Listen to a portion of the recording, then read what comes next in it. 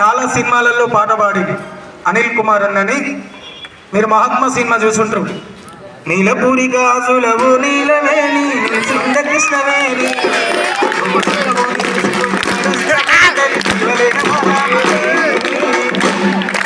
ఆ సినిమాలో మహాత్మా సినిమాలో పాట పాడింది అన్నని. అంతేకాకుండా సీతమ్మ వాకిట్లో సినిమాలో చెట్టు అనే సినిమాలో కూడా మేల్ వాయిస్ ఉంటుంది కదా. రానే వచ్చాడో యమ్మ రామయ్య వస్తు చేశాడో యమ్మ అంటే అన్నవార్త బాగుంటుంది. అలాంటి గొప్ప గొప్ప సినిమాలకు దాదాపుగా 7-8 సినిమాలకు పాటలు పాడిన అన్న. గట్టిగా చప్పట్లు.